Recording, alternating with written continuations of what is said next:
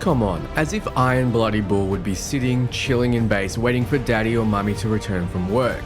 No, he would be out looking for fights. Well, in Dragon Age the Veilguard, your companions will do just that. They won't wait around for you in base. During some moments of the story, they'll go off and do their own missions, leaving room for you to find them out in the world while you're with different sets of companions. Hey guys, Dantix here, back with some more Dragon Age the Veilguard news. This information comes from an article in Age magazine, which has been gracefully transcribed. There's more information on companions, combat choices, pacing, special abilities, and more.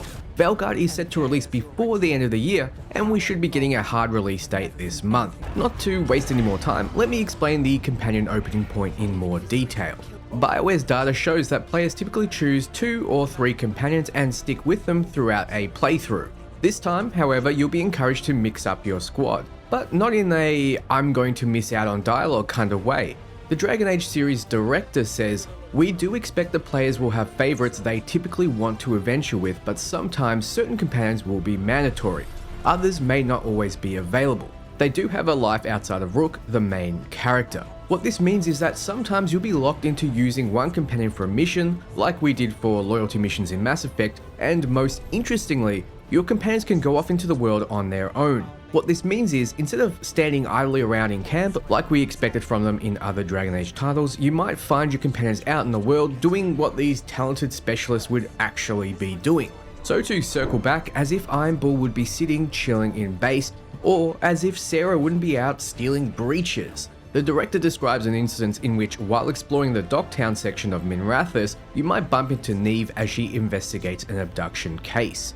If I go and interact with her, I can actually stop what I'm doing, pick up her arc and adventure with her through her part of the story. What's interesting is that all the companion arcs do ultimately tie back to the themes of the main critical path, but they also have their own unique challenges and villains and take place over the course of many different intimate moments.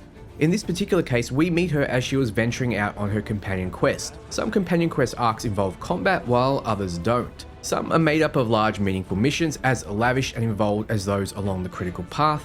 While they're optional, I'd be hesitant to call them side content in this game. They're part of the storyline, and if you choose not to engage with some of these companion-centered events, they'll resolve on their own.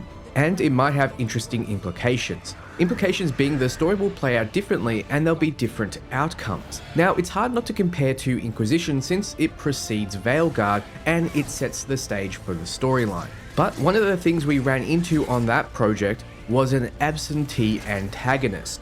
Corypheus showed up and then disappeared. You spend 10 hours in the hinterlands doing side quests, and there wasn't that sense of urgency. This time, BioWare wants you to feel that said sense of urgency. The stakes have never been higher, and the world is ending if you don't act. However, there's still exploration. There's still the ability to go into some of these larger spaces and go off the beaten path and do side quests. But there's always something in the story propelling you and the action forward, allowing you to make decisions with these characters where the stakes feel a lot more immediate and present. And also, honestly, more real. It was already noted in multiple interviews that there will be no mundane tasks, no fetch this and that or collect shards, so every action you're taking, be it mainline, companion or side quest related, will feel like you're stepping forward in saving the world. Along with these will be a myriad of choices.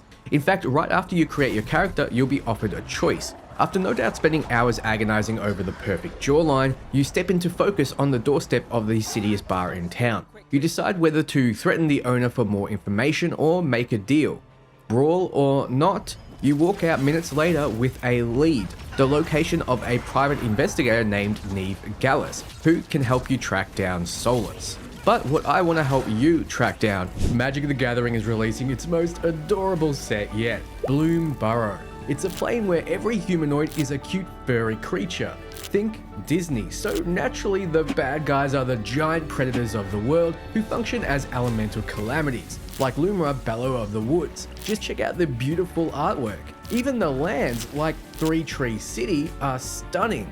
This one has 4 versions, one for every season. Of course, this means the Stork will be paying your cards a visit with the new Offspring mechanic. Just look at the adorable token baby versions of these cards. If you're hoping to get into Magic, Bloom Burrow is the perfect entry point, as you can pick up a starter kit so you and your partner can play together. Keep an eye out for this beautiful set hitting shelves on August the 2nd. Alright, back to it.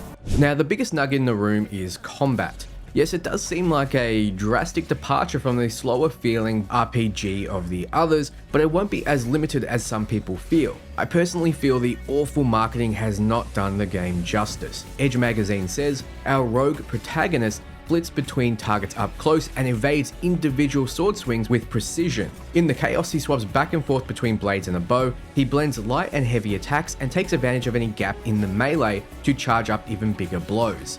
In which BioWare elaborates, responsiveness was our first and foremost goal with this baseline layer of the combat system. Unless you're activating a high-risk, high-reward ability, such as a charged attack, any action can be animation cancelled, allowing you to abort a sword swing and dive away if an enemy lunges too close. We very much wanted you to feel like you exist in this space as you're going through these really crafted hand-touched worlds, that you're on the ground in control of every action, every block, every dodge. But for those who prefer the RPGs or don't have the reflexes, the Veilguard has highly customizable difficulty settings that enable you to loosen up, for example, the parry windows if they prove too demanding. Then there's the Veilguard's tactical pause. They're keen to stress that this is as important to the action as ever. This is where the RPG depth shines through. As you evaluate the targets you're facing and take their buffs into account, matching elemental types against weaknesses and resistances is a big key to success in this game, according to BioWare. You start the game by choosing between Rogue, Warrior, and Mage, each later being able to specialize in 3 advanced classes in a large skill web. However, each class draws from a specific resource during fights. A Rogue relies on momentum, which is built up by avoiding damage and being highly aggressive, whereas a Warrior is rewarded for blocking, parrying, and mitigating damage. It wasn't mentioned, but I imagine mages will have mana. It interests me that warriors get rewarded for defensive actions, as it will make playing a tank not feel like a chore. The resources you generate based on your class choice are used to fire off your abilities. You can do this on the ability wheel as well, which pauses the game and allows you to consider your choices. The bottom section of the wheel belongs to your character, and this is where 3 primary abilities will be housed. Rook will have access to runes, which function as an ability, and a special ultimate ability, so you're bringing 5 distinct abilities with you into combat. This is more than the 3 we thought our character was locked into in a fight. You also have defensive, light and heavy attacks, charging, and other weapon-based abilities, and you can switch weapons, which changes those up. For example, you could switch from a staff to magical daggers, completely changing your playstyle. When you consider this, the game is aligned with Inquisition in terms of options, if not exceeding it. The sections to the left and the right of your wheel, meanwhile, are dedicated to your companions. The title's director points to Lace Harding. She is her own realized individual in the game. She's got her own behaviors, how she prioritizes targets, whether she gets up close and draws aggro or stays further back at range. But you'll be able to direct her in combat by activating her abilities from the wheel. You can no longer control your comrades directly. On the experimental side, we wanted you to feel like you are Rook. You're in this world, you're really focused on your action. We very much wanted the companions to feel like they, as fully realized characters, are in control of their own actions. They make their own decisions, and that changes as they grow. You, as the leader of this crew, can influence and direct the command of them, but they are their own people. I will admit that, on paper, if you just read that you have no ability to control your companions, it might feel like something was taken away. But in our testing and validating with players, what we find is they're more engaged than ever. Dragon Age's new combat style leaves little room for seconds spent swapping between perspectives. This is a much higher actions per minute game. It's more technically demanding on the player. So when we tried allowing you full control of your companions as well, what we found is that it wasn't actually adding to the experience. In fact, in some ways it was detrimental, given the demanding nature of controlling your own character. However, at the top of the wheel, you have command-based options, where you can instruct your companion to focus their efforts on specific targets, either together or individually.